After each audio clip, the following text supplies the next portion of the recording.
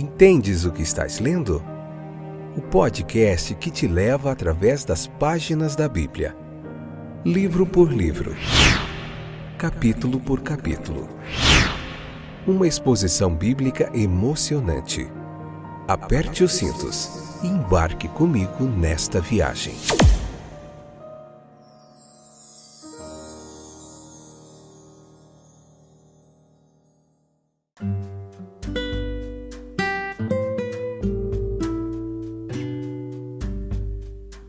Olá pessoal, pela infinita bondade e misericórdia de Deus, eu estou aqui novamente para a gente fazer mais um episódio deste podcast, Entendes o que estás lendo? Hoje Deuteronômio capítulo 4, parte 2, episódio 701, nona temporada. Estamos vendo o livro de Deuteronômio capítulo por capítulo. Você encontra aí em todos os distribuidores de podcasts, no Evox, no Deezer, na Amazon Music, na Apple Podcasts, no Spotify, no YouTube Music, YouTube Studio aí, este trabalho fantástico aí com mais de 700 episódios, onde nós estamos no 9º livro da Bíblia, tem 4 do Novo Testamento e nós estamos no 5º do Antigo Testamento aí, meditando capítulo por capítulo na Bíblia. Aqui é uma pregação expositiva, um estudo textual, ele não é denominacional, mas nós temos uma linha de pensamento que é uma linha reformada que nós seguimos, tá bom? Mas o importante aqui é que nós meditamos na palavra de Deus de uma forma clara e objetiva, sem se prender a assuntos que não têm importância, mas o que nós temos em comum como fé no cristianismo, aquilo que é inegociável. Então veja, hoje nós vamos falar um pouquinho da glória de uma nação, Deuteronômio capítulo 4, versículo 6 ao 10.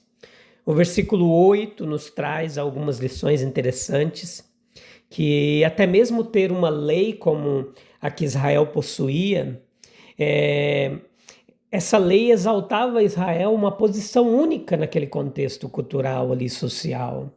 Pois o conhecimento do Deus verdadeiro, a luz sobre os grandes princípios de conduta, os estatutos equitativos, as instituições adaptadas para promover o bem-estar do povo, material, moral, espiritual.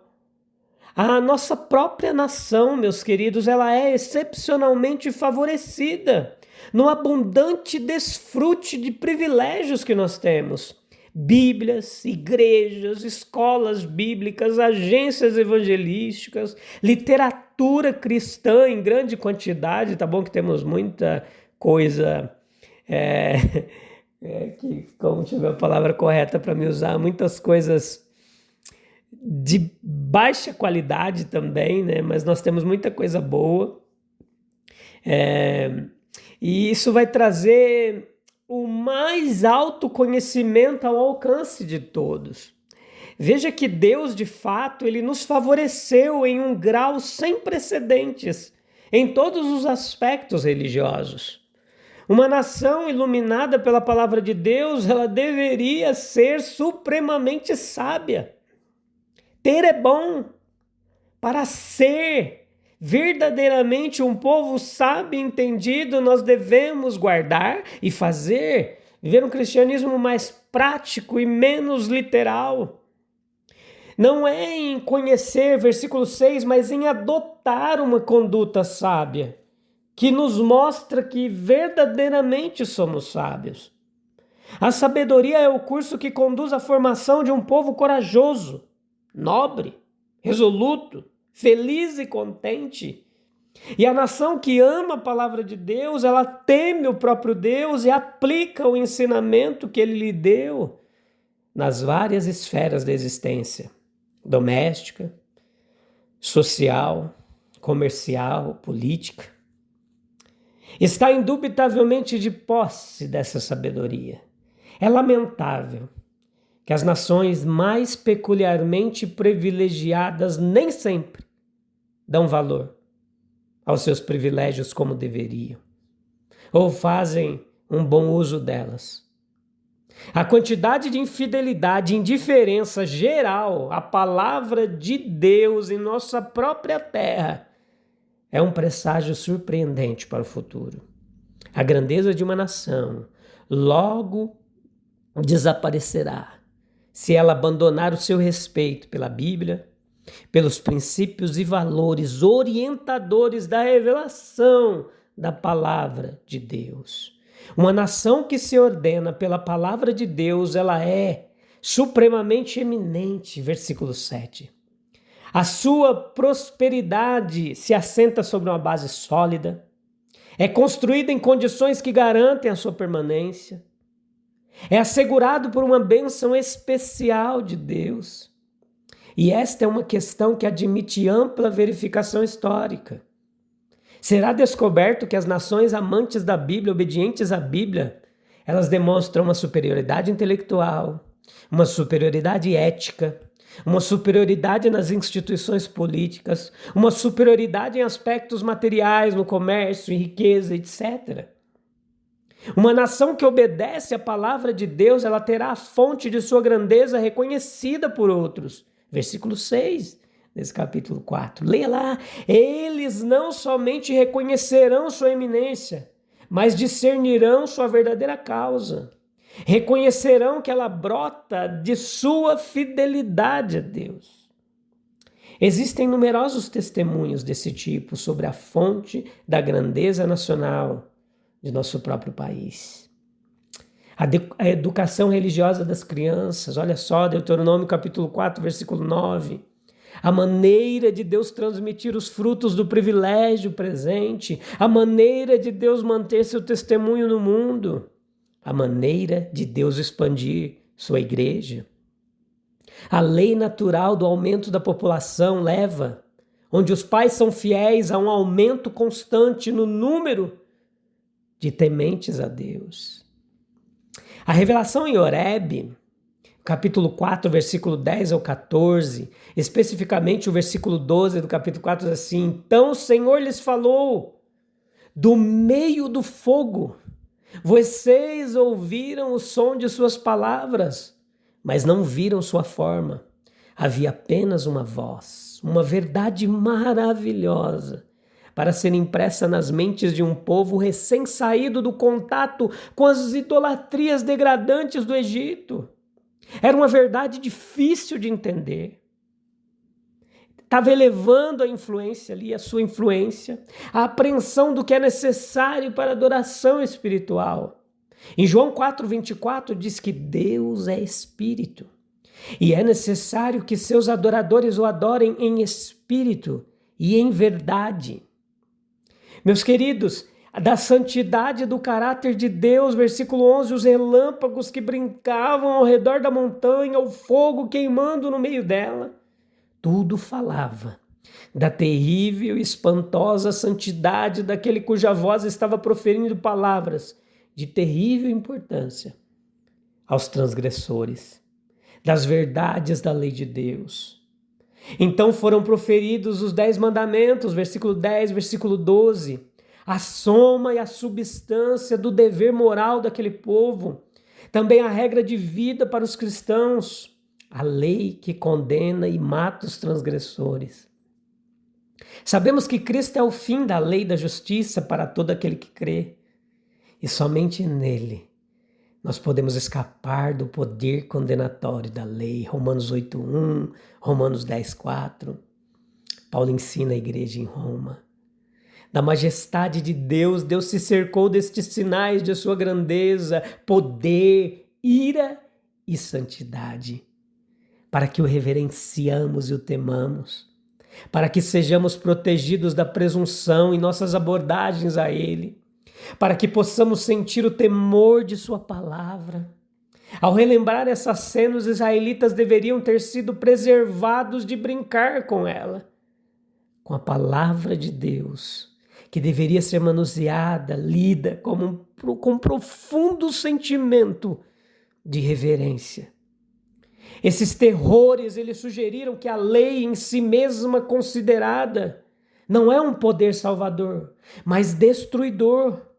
Toda manifestação foi encoberta com ameaça. Havia uma advertência contra a idolatria pagã. Deuteronômio capítulo 15, versículo 20, nós falamos um pouco disso no episódio anterior.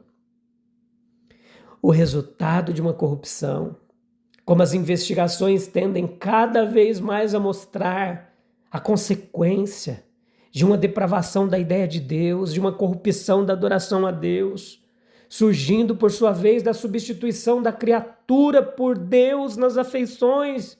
Romanos 1, versículo 20 ao 26. As formas de idolatria pagã. Versículo 10 falava de adoração aos heróis. Versículos 17 e 18 falava de adoração aos animais. Versículo 19 falava de adoração à natureza. A idolatria grega, ela fornece em sua mitologia exemplos notáveis do primeiro, da adoração aos heróis. O Egito era famoso pelo segundo, a adoração aos animais. Assim como o hinduísmo, enquanto o parsiísmo, também conhecido como zoroastrismo, da antiga Pérsia, hoje o atual Irã. Adoração védica, desenvolvida na Índia antiga primitiva, ilustra a terceira, adoração da natureza. Os frutos da idolatria são o intelecto degradado, as afeições degradadas, a moral degradada, Romanos 1. Israel não deve corromper-se, era a ordem. O ciúme divino quanto às imagens esculpidas, Deuteronômio versículo 15 ao 24 deste capítulo 4. A grande tentação de Israel era a idolatria. Imagens eram adoradas por todas as nações entre as quais eles vinham. E eles estavam em constante perigo de se conformarem com essa prática pecaminosa. Daí esta advertência e declaração sobre o ciúme divino. E observamos algumas coisas aqui importantes. Que o ciúme pressupõe amor. Cânticos 8:6, os cânticos dos cânticos, diz: coloque-me como selo sobre seu coração, como selo sobre seu braço, pois o amor é forte como a morte, e o ciúme exigente como a sepultura. O amor arde como fogo, como as labaredas mais intensas. O Deus que se mostra tão ciumento é aquele cuja essência é o amor. Se Deus não amasse tantos os homens, ele não seria tão ciumento quando eles se afastassem dele. Ele sabe que assim como uma esposa não pode ser feliz separada de seu marido amoroso, o espírito humano também não pode ser. Longe dele, Israel, então.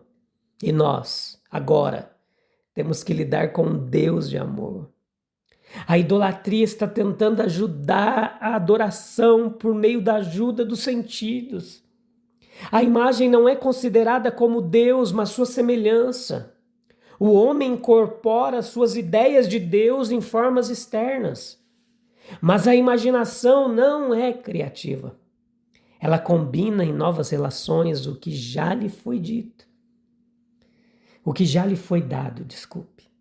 Portanto, a idolatria nunca fez mais do que colocar as criaturas, sejam animais, pássaros, peixes, répteis ou corpos celestes, em novas relações com a divindade invisível. Deus se ressente dessa visibilidade como degradação.